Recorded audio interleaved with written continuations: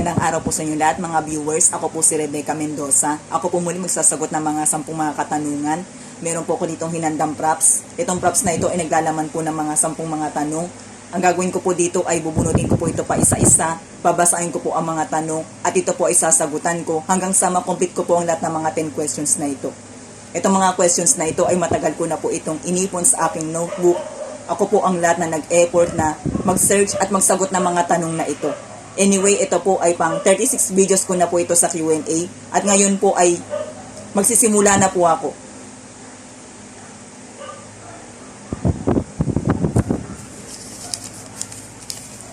Lagi na lamang bang tungkol sa romance ang pagmamahal? Ang totoo, sa pagmamahal, importante na meron ding romance sapagkat isa rin ito sa nagpapalalim at nagbibigay ng sweetness sa relationship. Pero ang pinaka-importante sa lahat ay yung merong commitment at maturity sa isa't isa. Dahil ito pa rin ang nagpapatibay sa pagmamahalan.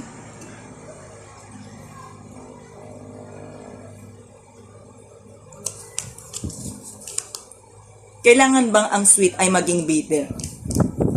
Ang totoo minsan ay hindi ito naiiwasan. Pero kailangan ay hindi ito magtagal at dapat itong maresolbahan kaagad upang ang relasyon ay hindi pa rin tuluyan na masira.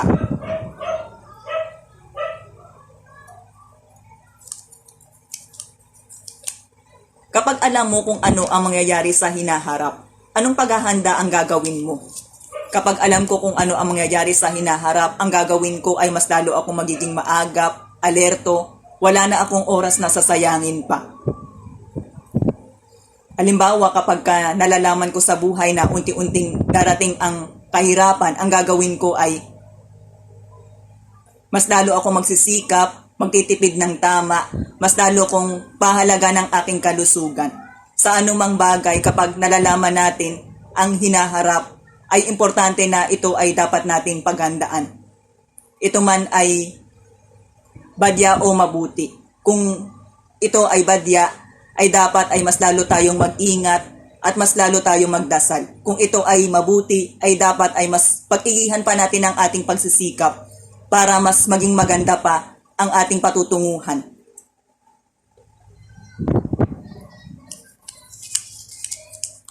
What is the biggest waste of human potential? Kapag ang karunungan o kalakasan ay hindi natin ito ginagamit o kung ginagamit man natin ito pero sa hindi tama at sa hindi mabuting paraan. Ito ang nagpapakita ng biggest waste of human potential. Dahil una, ay ayaw ito ng Diyos. At kapag pinapairal din natin sa ating puso at sa ating isip ang kayabangan, ito ay ayaw ng Diyos. At pangalawa, kapag hindi natin ginagamit sa mabuti yung ating talento o anumang kakayahan natin, ay hindi rin ito magresulta ng maganda o mabuti.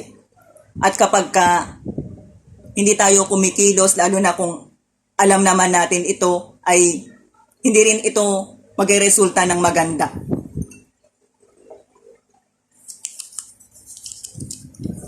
Ano ang basehan ng paggalang sa magulang?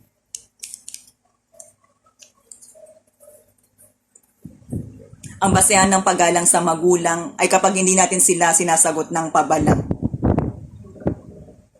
Pinapahalagahan natin yung kanilang mga itinuro at yung mga ginawa sa atin na maganda at ito ay ina-apply natin. At higit sa lahat, kapag sila ay taos puso natin pinasasalamatan at pinagsisilbihan.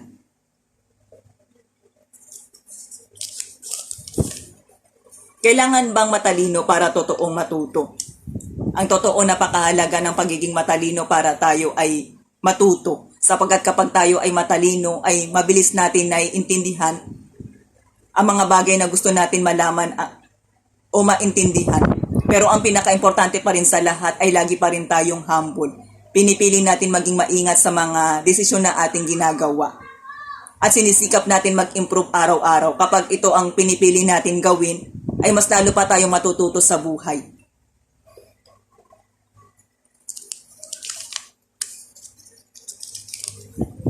Bakit kailangan pa rin natin mag-ingat sa mga panahong tila okay ang sitwasyon? Kailangan pa rin natin mag-ingat kahit pa okay ang sitwasyon dahil hindi pa rin natin kontrolado ang sitwasyon. At hindi natin alam kung ano ang mangyayari bukas. At higit sa lahat, wala rin naman mawawala kung tayo ay mag-iingat. Bagkus mahalaga pa nga ito para kung sakaling dumating ang hindi inaasang pangyayari ay hindi tayo mababahala.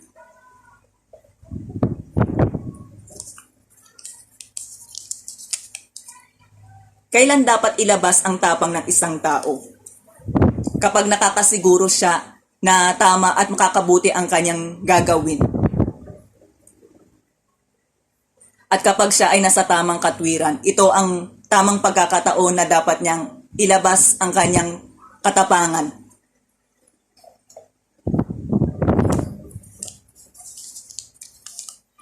Bahala na lamang ba kung ano ang darating?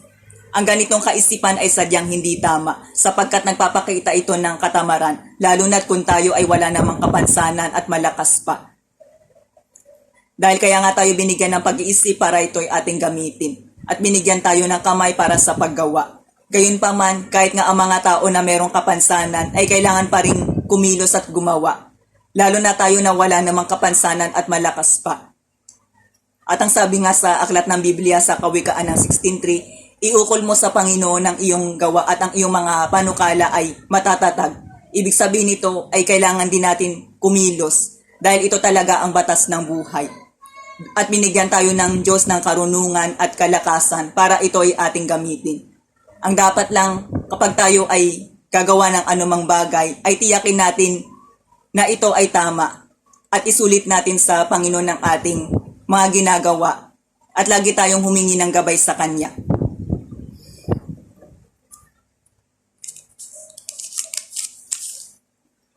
Pwede pa rin bang maging simple ang buhay kahit na ang panahon ngayon ay nasa high-tech na? Kahit na ang panahon ngayon ay nasa high-tech na, ay pwede pa rin naman natin piliin ang simpleng buhay. At ito ay kakayanin pa natin as long as na tamang ating pinagtutuunan, isinasaalang-alang natin mabuti kung ano ang ating pipiliin, tinitimbang natin ang ating kakayahan,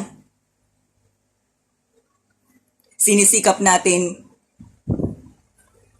i-balance ang time management, sinisikap natin i-balance ang responsibilidad natin para sa pamilya, sa trabaho, sa pag-aaral ng mga skills, at syempre higit sa lahat sa kalusugan at importante rin na paglaanan din natin ng panahon na mapaunlad ang ating spiritual na buhay. Importante na ito ay nababalance lahat para mas lalo pang bumutit gumandang ating buhay.